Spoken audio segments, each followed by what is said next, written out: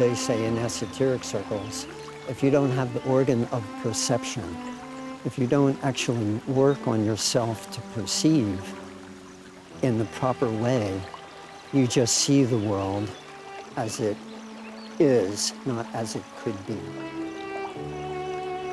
Rudolf Steiner could see the world as it could be, not as it was or as it is even now. He saw the world as it could be, and that's a lonely path. It's a very lonely path. For me, what is unique about the work of Rudolf Steiner, what's inspired my life about it, is that it's not just a tradition. He threw down the glove and said, you have to do something with this.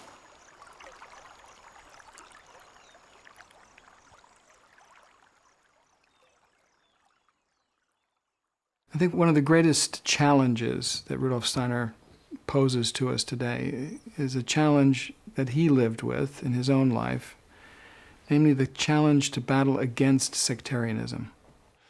Yes, he felt sorry because he wanted to help people, but he wanted more than this. He wanted to let them free.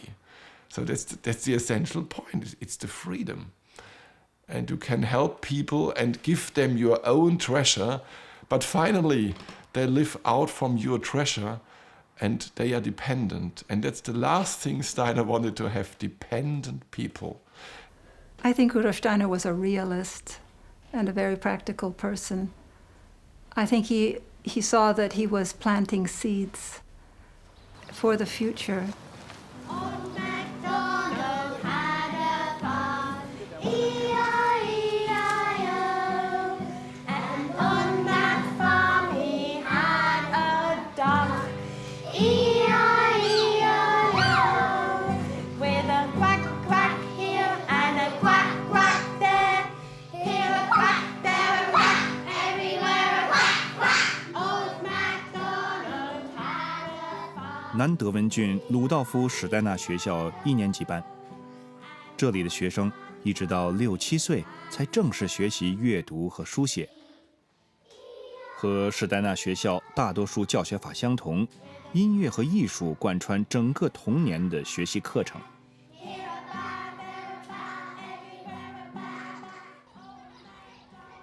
南德文郡学校是英国35所华德福学校之一。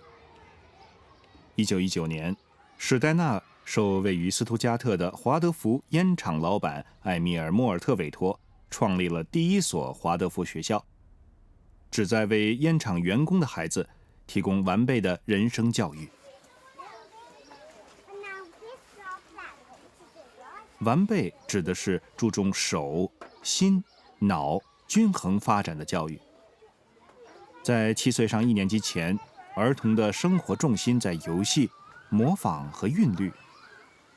星期1上烘焙课，星期3上美术课，星期4户外远足等。老师亲口讲故事，而不是读故事。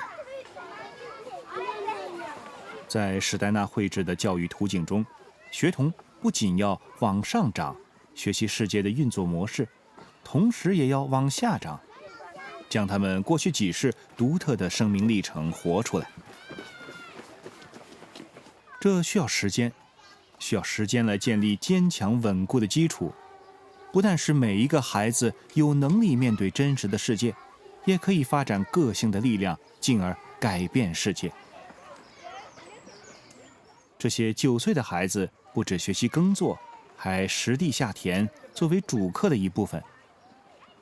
主课是一门特别的科目，它是每星期早上的第1堂课，每堂2小时，连续上3到4周。这个年龄的孩子，多数开始对世界产生新的好奇，同时也开始感受到与世界的某种分离。现在，他们开始学习科学、数学课，学习分数概念。Still waiting for silence. Now, who remembers which are those potatoes from the ones we planted? Are they early Only early? Lily? First early. First early, thank you. Who can show me blight in this potato? Lily, show something to me.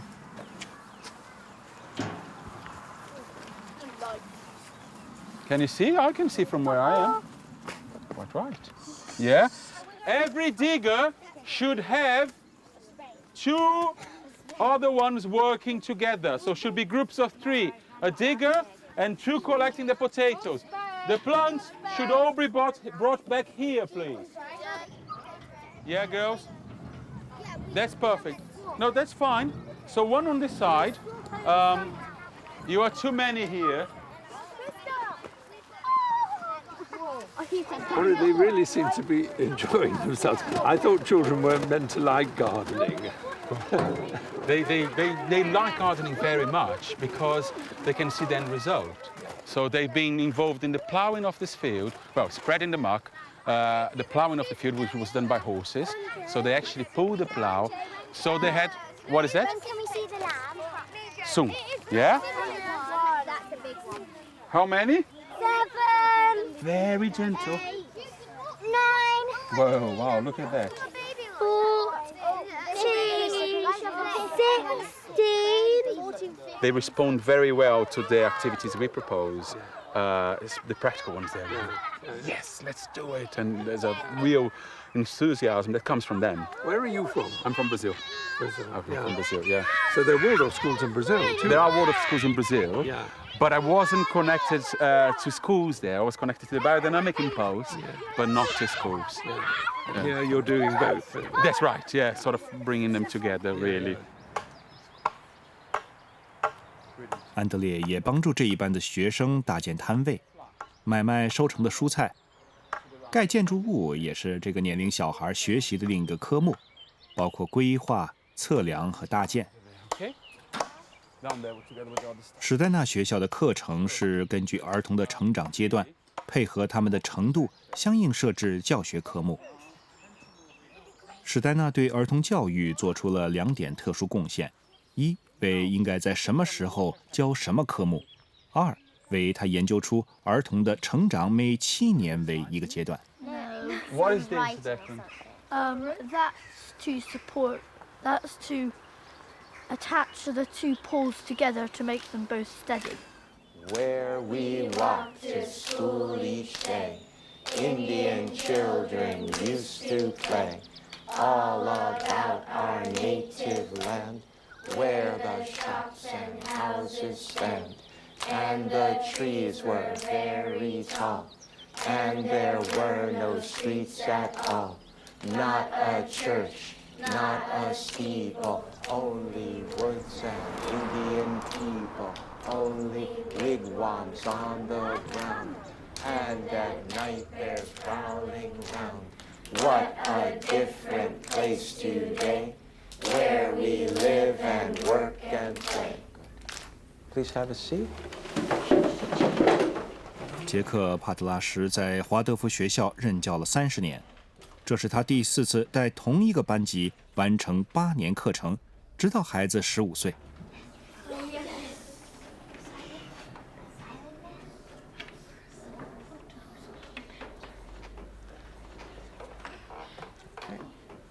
Silent arithmetic. Here we go.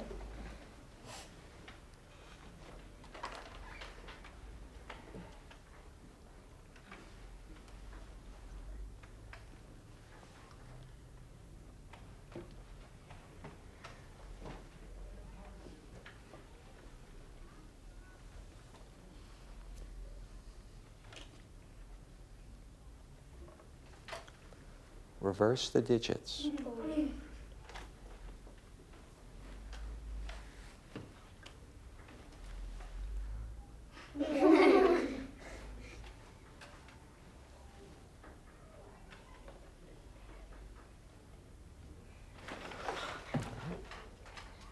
Neil.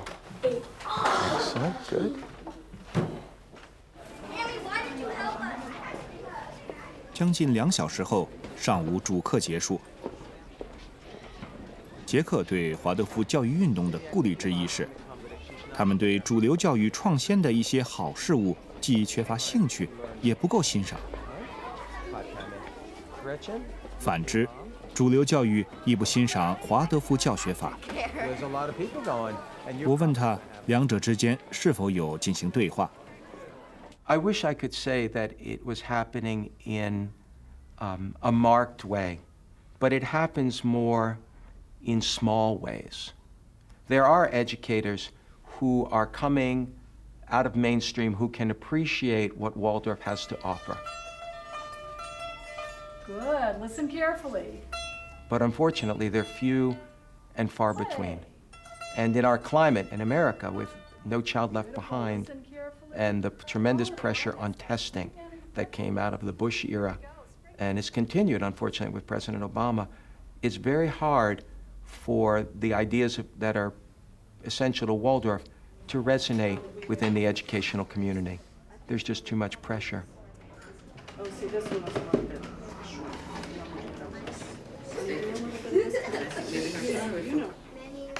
The man who trained me to be a teacher, John Gardner, he taught us that discipline begins with self-discipline, and that it's our ability to take ourselves in hand that really will help us to guide children in the right way, to be worthy of all they give you, because children look up to you in the most remarkable way. They see us as better than we are. You know, they when they're young, they see us as individuals who hold knowledge. I want you to just trim it off a little bit right, And wisdom and the ability to solve their problems. Because if you have lots of sap, And it's not that we ever can live up to that completely, but if I work on myself, then I feel at least I'm more worthy of the love and affection they give you.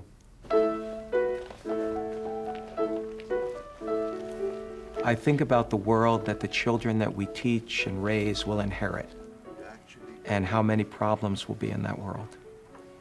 And I think about the kind of thinking that's going to be needed to solve the complex, seemingly insolvable problems that we have in the world with the environment, with our cities, with our prisons, and even in America with our democracy. And I know that the problems aren't going to be solved easily. They're going to require a type of thinking that is new and innovative. And I believe Waldorf kids, and I'm not just saying this to sell Waldorf, but I believe the kind of thinking that's fostered in a Waldorf school allows children to think out of the box. I feel children are going to need to ask the questions that nobody's asking yet to help solve the world's problems. 稍后，我和一群萨塞克斯郡迈克尔霍尔学校的18岁学生对谈。该校创立于1925年，是英国第一所华德福学校。我问他们对学校最欣赏的地方是什么。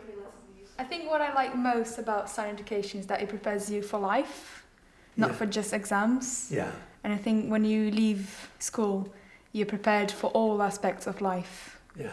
not just prepared for an exam. Yeah. Not just crafts and arts, and it's not just academic. It's finding a balance about everything, and that's how we go out into the world. Is potentially we go out as balanced human beings to grow and to mature, and so on in later life. But that's what makes it so rich. These books, they're called your main lesson books, aren't they? I know they're not necessarily your own, but did you find that helpful to do things that way? I mean, you didn't have textbooks, you created your own textbooks. Is that the idea? Yeah. Yes. It really is a very interesting way of looking at things because you're learning on a group basis but very individually. I think that's a really good mix. Yeah. Main lessons are really one of the most inspired parts of Steiner education. One of the biggest problems we have at the moment is that at least the West seems to be descending into this state where everyone needs constant gratification of little bits all the time, is constantly consuming, be it fast food or something like the website Twitter. We can no longer be bothered to read anything longer than 100 characters. The thing about main lessons is because it's a long block of doing one thing, it really develops your ability to kind of absorb and actually immerse yourself in something rather than just needing it instantly in a bite-sized piece. You have time to digest it, I suppose. 迈克尔霍尔和几乎所有英美地区的华德福学校都是必须支付学费的私立学校，大多数学生上不起。这并非史代纳所乐见的。在大多欧洲国家，华德福学校获得政府支持和资金。英国的情况现在正在改变，政府为1983年成立的赫里福德华德福学校提供资金，且不附带不可接受的条件。该校于2008年改立为赫里福德史代纳学院。政府要求学校必须有校长，而华德福学校传统上由教师联合会经营管理。这里的校长是从事华德福教育25年的特雷弗·梅法姆，副校长是来自利物浦主流中学的克拉伦斯·哈维。我问克拉伦斯，是什么吸引他来到华德福学校？That's a long story. I suppose essentially, I believe in what it's trying to do. That there is something missing. That's my experience. There's something missing in mainstream education. And I have been aware of Steiner education for many, many years through my professional training and experience and so on. And I suppose I recognize in it the possibility of something different emerging. So I was very drawn to helping that to happen. What would be different then? In a word? Yes, you know. I mean, in a what? word, Yeah. In a word, what's different is that I think this education makes it central that we're dealing with the children and who they are and who they can be, rather than with external demands of society. External demands of society are important, but it has to start with who the children in their deep selves, who they are. So for me, that was an exciting and important thing to help support happen. Is it possible in schools, in publicly funded schools with all the accountability, to not lose sight of the children?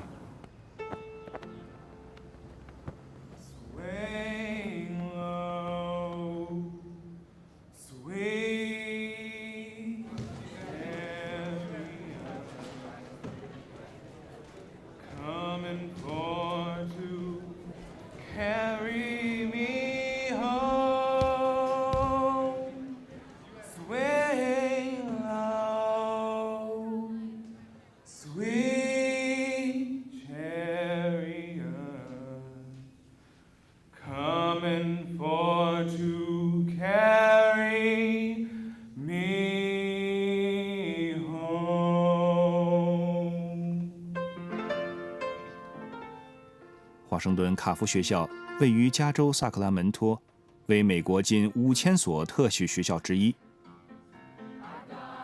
它和赫里福德史代纳学院一样为公立学校，不收学费，但独立运作。这所长期垫底的加州学校的校长阿莱格拉·莱桑德里正逐步在校内推动华德福教学法。光在加州就有20间类似的特许学校，采用了史代纳教育理念，为那些付不起学费的学生提供教育。我问阿莱格拉，学生和家长对他的倡议有什么反应？ Is there resistance, or do they respond? Well, because we are a school of choice, students opt out of their large comprehensive high school to come here. So they're making a choice to be here. And mostly what we hear, the majority of the time, is, why didn't I find this sooner? We have students who are very creative and artistic, who have been really languishing in the system, who have been failing in the system, and yet are very bright students with enormous talents. And they come here and find a place to flourish because they are developing and growing, and that's recognized. 在主流教育系统实施华德福教学法，无可避免有需要妥协的地方，这令某些坚守纯粹性的人不爽。但如果史代纳本人到这样的学校走一趟，他会对人们积极实验新做法、打破界限而感到高兴。因为这个运动很容易自成小圈子，甚至精英主义。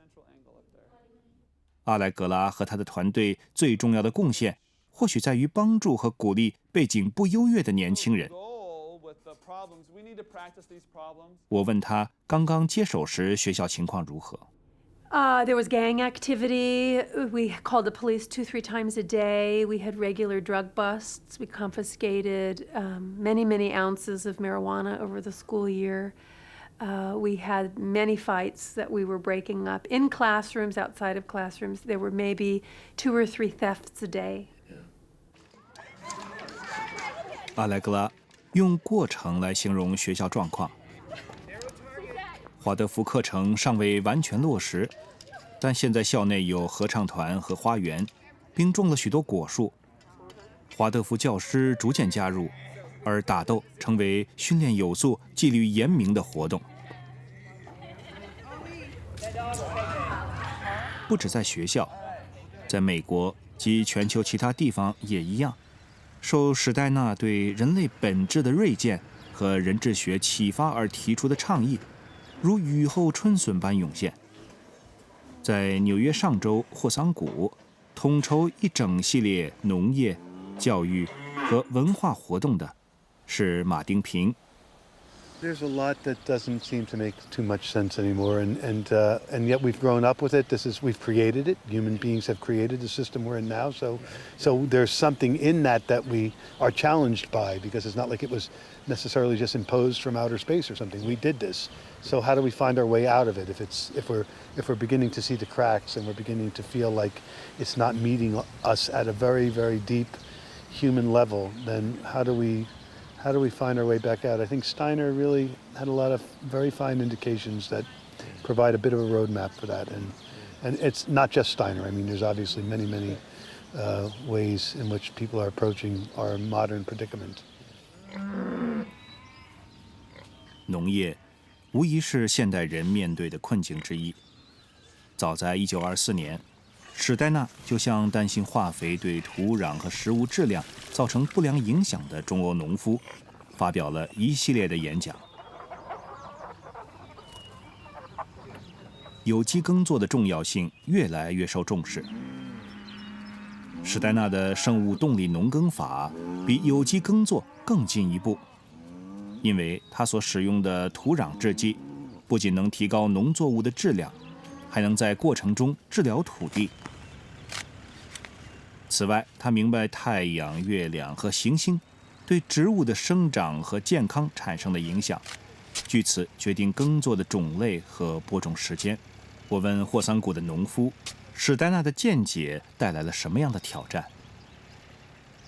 I think his basic challenge, I would think he was so far, I mean, I think the picture of agriculture that he gives is going to be valid for hundreds and hundreds of years still, for us to really grasp it. And then certainly the real challenge for all of us is develop the insight and develop the capacities to really see what he described. You know, it's not good enough to just be able to recount it. We'll have to be able to see it.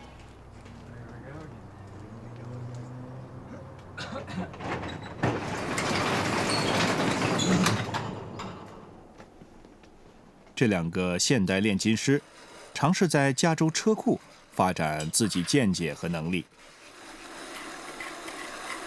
他们的任务是以史代纳的农耕法准备生物动力制剂，不仅能有效取代全球市面上的化学肥料和其他可能有害的物质，还比西欧的产品更适合加州和热带地区的土壤和气候。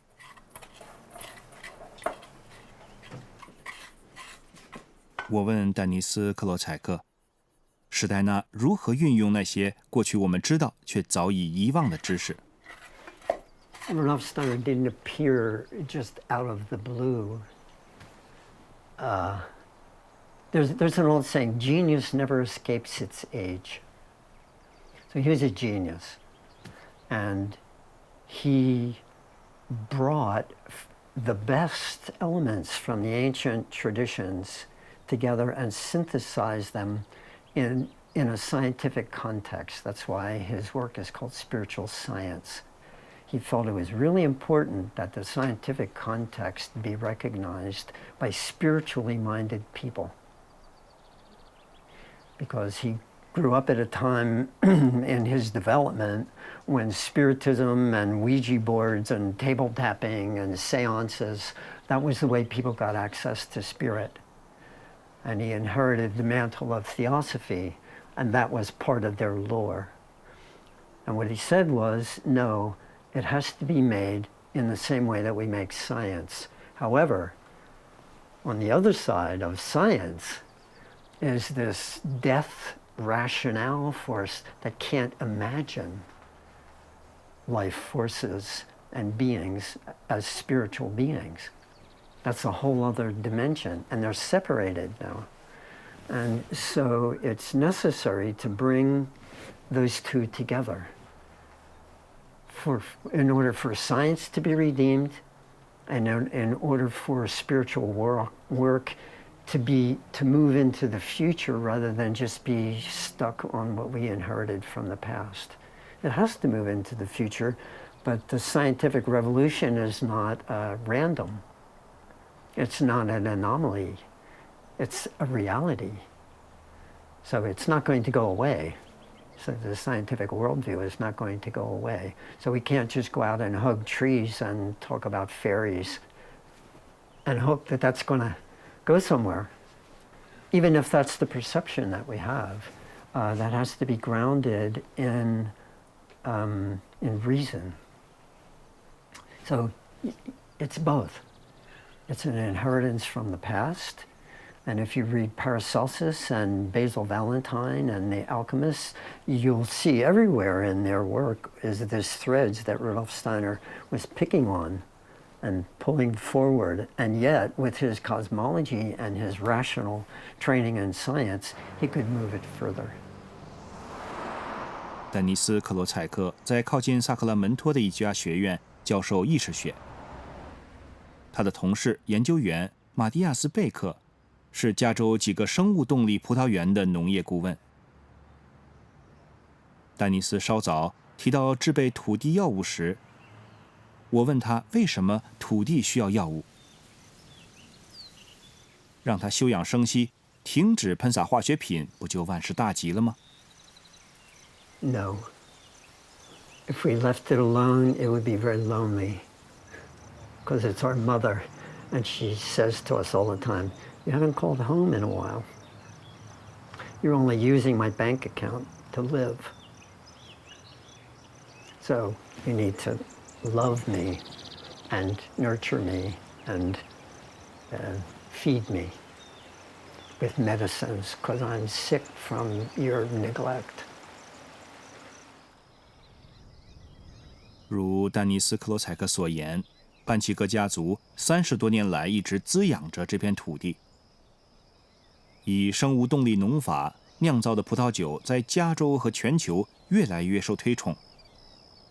和所有生物动力农场相同，他们避免现代常见的单一作物生态，除葡萄外，还养殖其他动植物与香草，帮助调节昆虫数目，达到平衡，从而避免化学人工肥料的使用。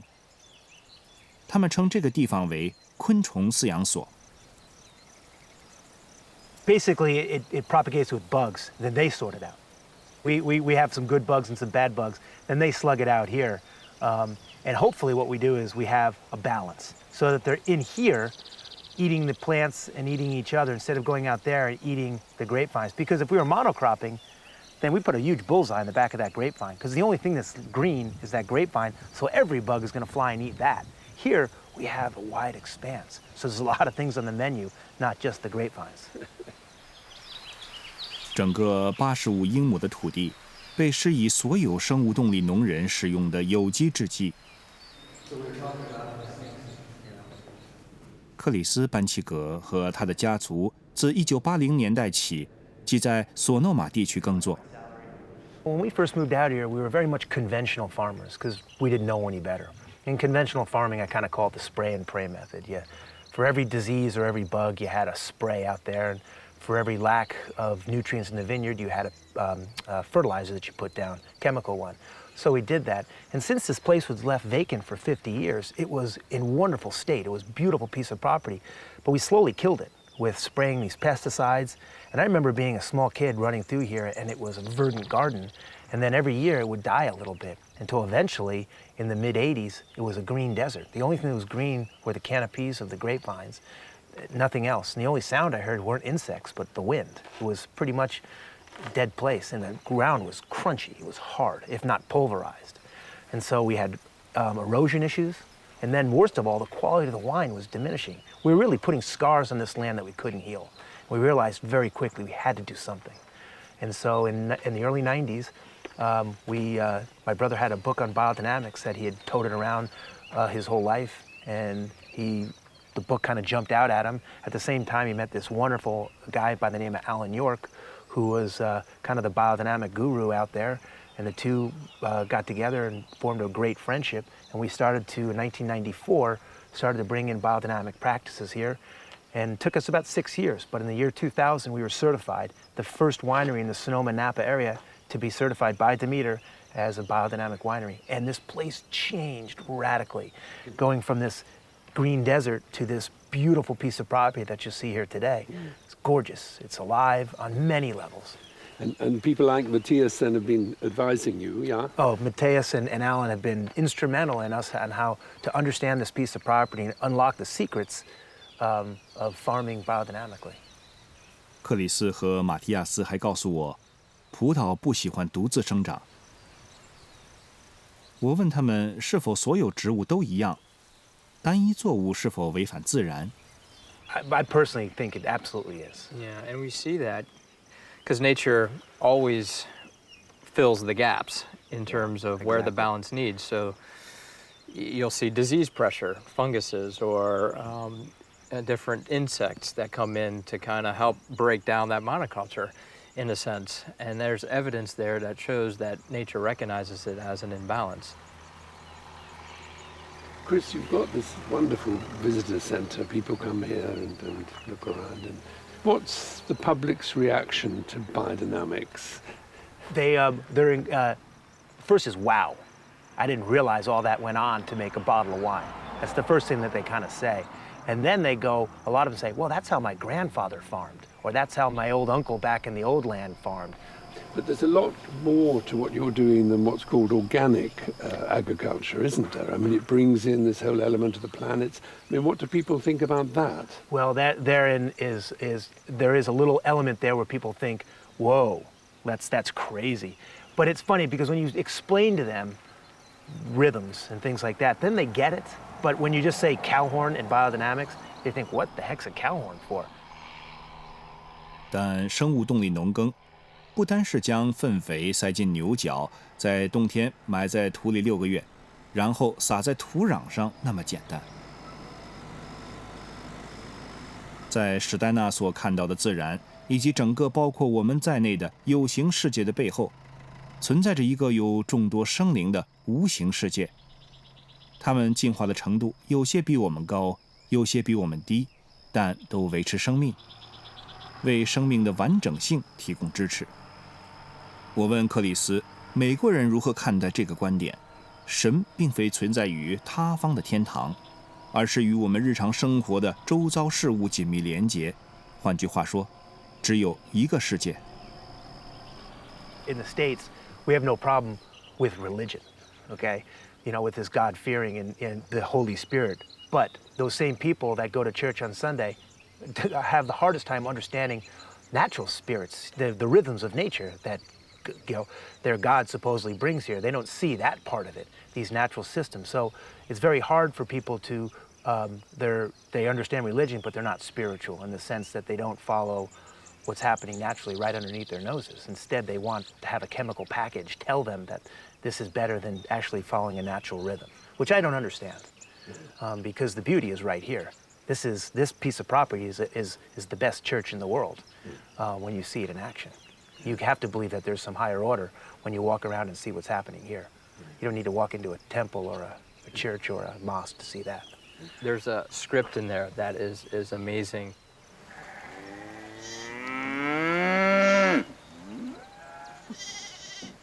马基亚斯继续说道，我们的挑战是以一种全新神圣的方式重新和自然及土地连结。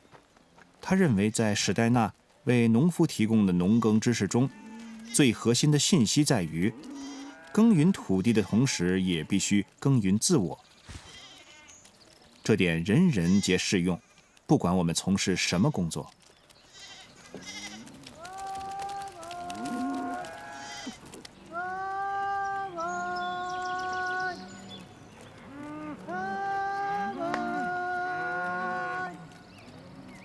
这个少年的工作地点距加州的班奇格家族有3000英里，但仍位于美国。科佩克藏身于新英格兰，是由有学习障碍成人组成的康复村社群。这里有花园、农场、工作坊、商店和面包店，共230人在这里生活和工作。全球像这样的社群有100多个。1939年，一群纳粹占领下的奥地利难民来到苏格兰，创立了这座康复村，开始推行受史代纳1924年演讲启发的治疗教育。康复村所一贯秉持的态度是，相信在这些面具背后，在这些残缺不全的生命背后，住着和其他人一样完整的个体，和我们所有人一样，走着自己的独特的旅程。他们尽己所能，为社区做出贡献。恰是他们的脆弱与开放，往往会疗愈包围着所谓正常人的动荡。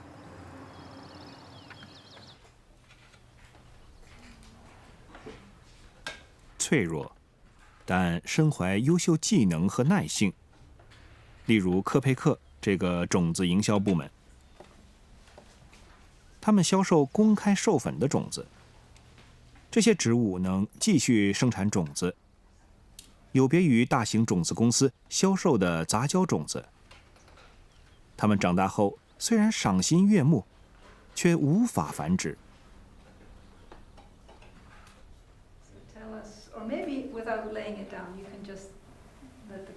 潘妮·巴林为日后将在科佩克工作的年轻人进行培训。他原本学的是新闻学，但出于社会良知，并希望工作与赚取薪资无关，所以他来到了康复村。我问他，史代纳对这类工作有什么独特贡献？ I think one of the greatest things he's put into the mix as far as how we understand or relate to a person with disabilities is the fact that this is not the only life they will have, and that it's possible to do things now which will give them the possibility to have a future incarnation which is whole and healthy.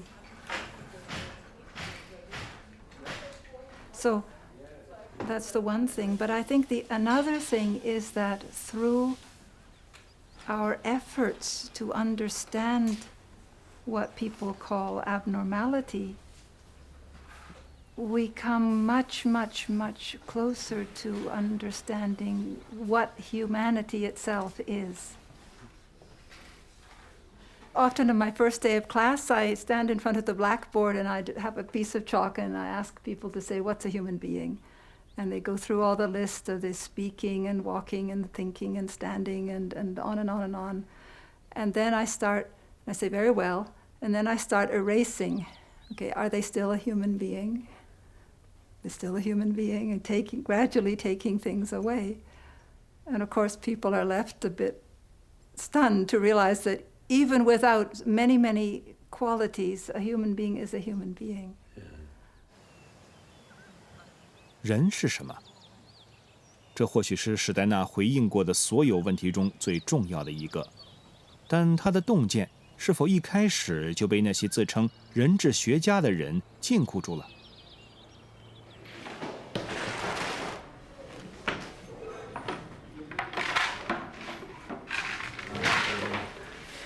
我问面包师乔瑟夫·帕帕斯，像科佩克这类的康复村社群，是不是通常与世隔绝？史黛纳遗留下来的理想是不是变得过于别具一格？ I guess it can be, though I don't know that it's specific to his legacy as such. I think that isolation tends to happen with any sort of content that comes into the world. And I certainly would never say it was his intention. But yeah, you know, I can say it seems in the biography of this community that there was a time in the growth of the community that it seemed really important that it more or less separated off a little bit in order to grow and to become strong, and then maybe that's also can be reflected in the individual as an inner process as one comes to terms with oneself. But I certainly feel like in this community, but also in this region, there's a lot of feeling that we're now at the point where we need to grow a bit beyond our borders.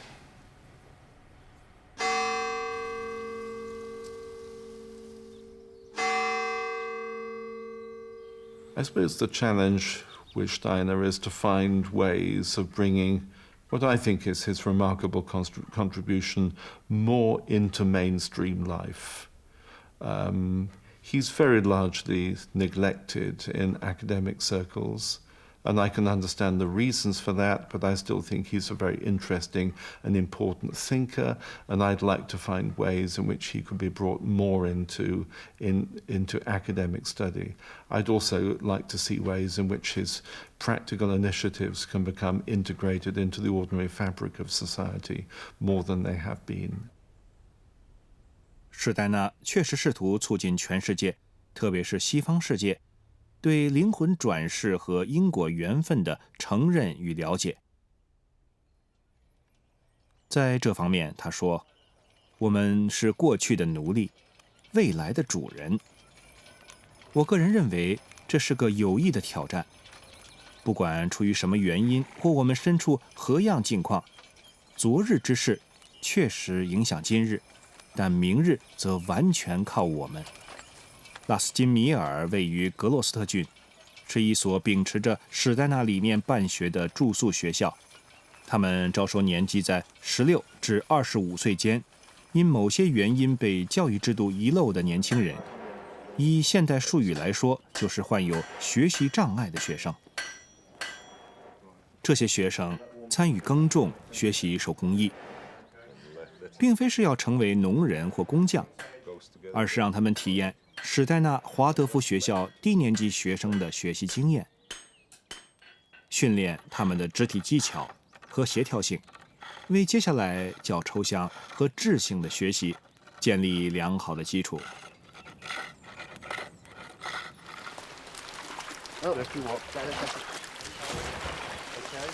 因此，在拉斯金米尔，教学手段力图重现许多学生错过的初期生长阶段，并重建成年人以身作则的环境。We don't throw it too close to there because smaller fish might swim down there. We don't throw it too close to the side because otherwise it gets caught in all the rocks and then it causes sort of disease and bacteria. Ross, if there's any problems, you can just hold the horses, can't you? Hold fast. 更重要的是，他们试着帮助年轻学生往前走，不论过去遇到什么困难，现在掌控方向，成为自己未来的主人。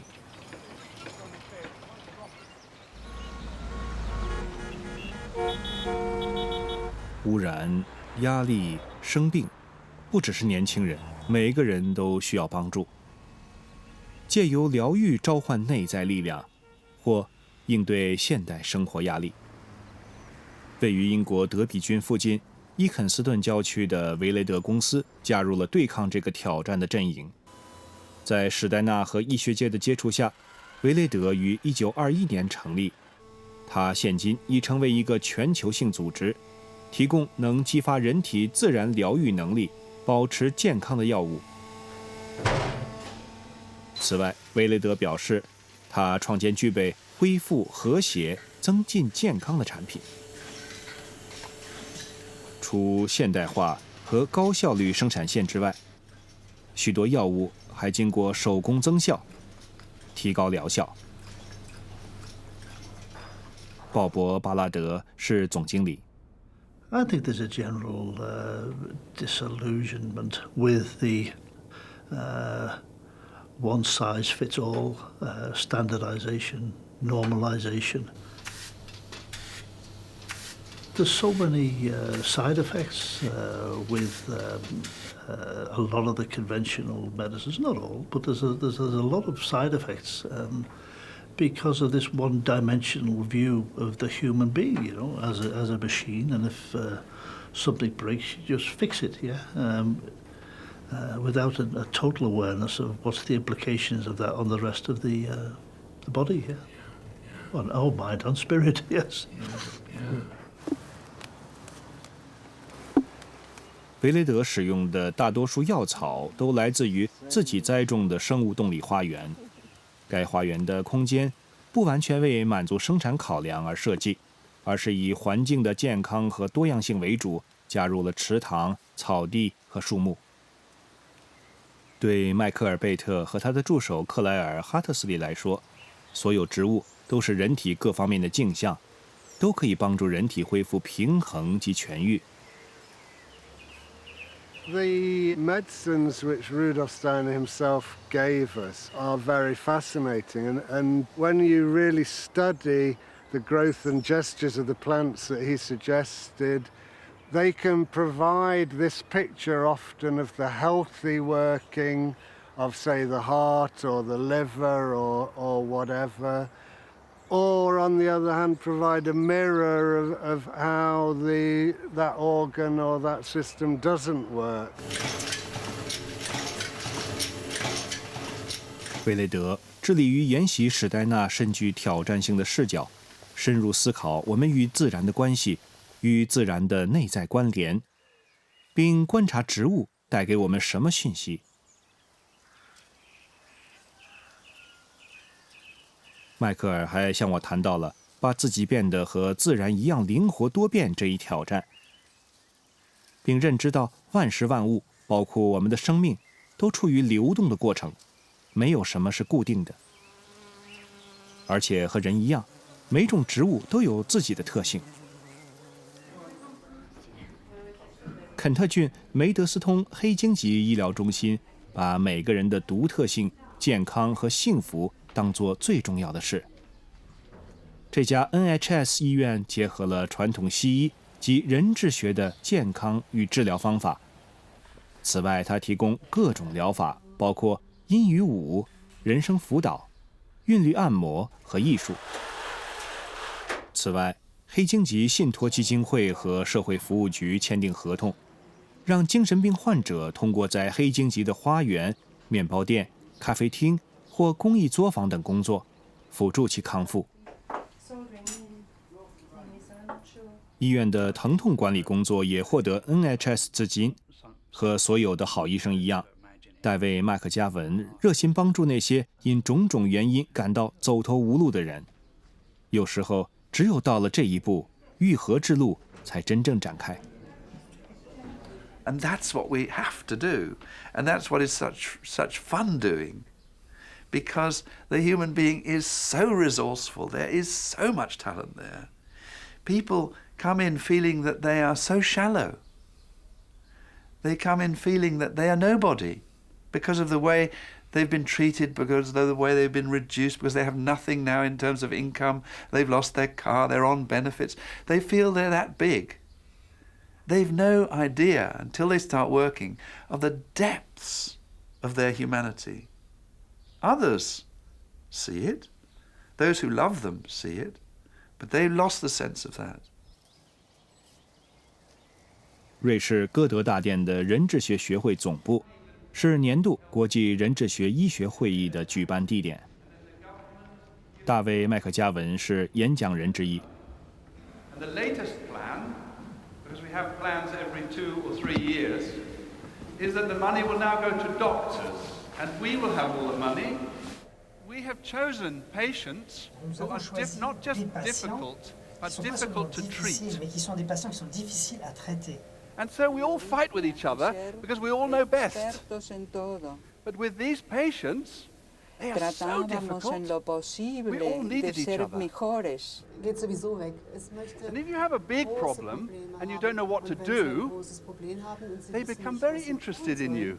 And I think our medicine is one of the very few, if not the only medicine, that can take patients into independence because we recognize the presence of the ego.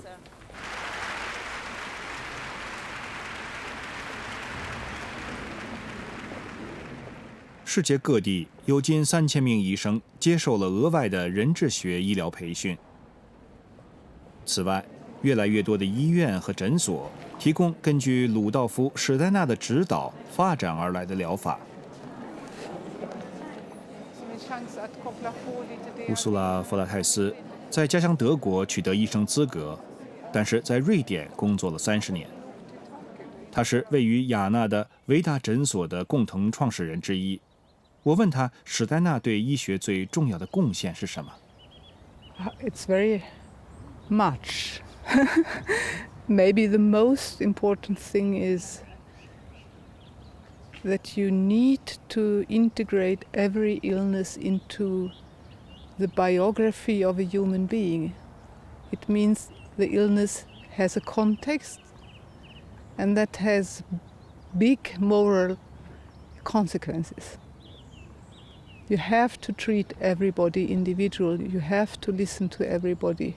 You have to find out what is the possibility in this situation for the individual patient. Maybe this is the strongest thing that inspired me most and really deeply changed my relationship to the patients and my decision making.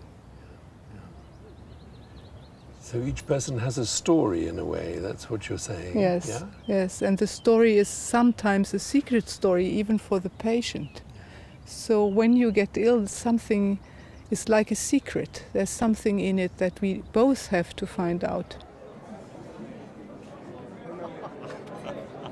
迈克尔·埃文斯是来自英格兰的全科医生，他定期在英国、印度和菲律宾为医生举办人智学医学课程。I think what's unique about Steiner's contribution is that, on the one hand, he fully recognized what conventional medicine was offering as a detailed knowledge of the physical body, but made it very clear and almost challenged doctors to think beyond the box and to be aware that the human being has life forces, has a soul, has a spiritual identity, and that all that is part of being human, and really all that is involved in the process of becoming ill and potentially can be mobilized in the healing process. 卡里娜·泽勒来自阿根廷，在智利当医生。I was always very interested in spirituality, and I had the experience both the science and the spirituality are truth. And both are truth, but I can't find the bridge. And there has to be a bridge. Science and spirituality. Yeah, because I was always very interested in science too. And I was searching, looking for the bridge, and I couldn't find it. And I read a book of Rudolf Steiner in Ida Wegmann, and I said, here is the bridge that I'm looking for. Are you optimistic about the future and medicine? One of the things that people have said about anthroposophic medicine is that it's the medicine for tomorrow. I suspect it's the medicine for the day after tomorrow. So it needs really the long view. So I'm optimistic in the long view. Not quite so optimistic in the short term. Do you see an element of tragedy in Steiner's life? The fact that he did die quite early? Yes. Certainly, I think the whole life is, from one point of view, it's a tragedy. I think he was suffering a very lot. Because? Because I think his insights were so far-reaching that he didn't meet enough people to understand quick enough. But from another point of view, you can say love is always a tragedy. You come with something really new. It was really an impulse of love, I think, so it must fail in a way. To begin with, looks like that, because he was not the big star. He connected to people, he wanted to work with people, he took them as they were. He was positive, and all this very big social impulse it's great. Maybe it's a little bit more slow for him, but we all are invited to this, and that is not a tragedy. I think that's beautiful. It takes some time, but it's beautiful that he chose that. He could have gone to the mountains and wrote a lot of wonderful books, but he chose to work together with people. And it's very great. I don't know anything else that is so practical, that really tries to create a culture from spiritual insights, not only having them, but doing something. But things are going much slower than one would wish. Even in me, I'm too slow, I'm too lazy.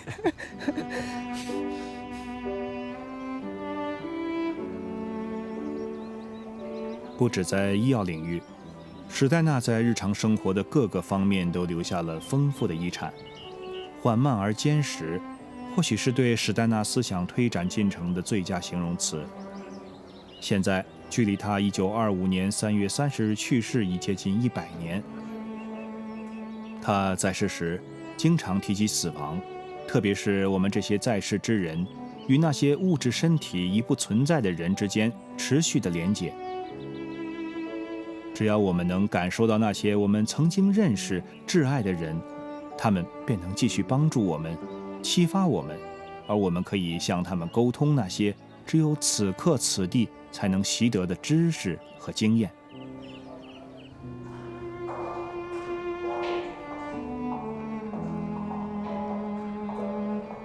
就我所理解，他的思想结晶是将古老的智慧以符合现代意识的形式表达出来。他要传达的信息是，只有一个世界，这个世界有的部分隐匿，有的部分清楚可见。此外，人类并不孤独，不论是在生活中，或是广袤的宇宙里。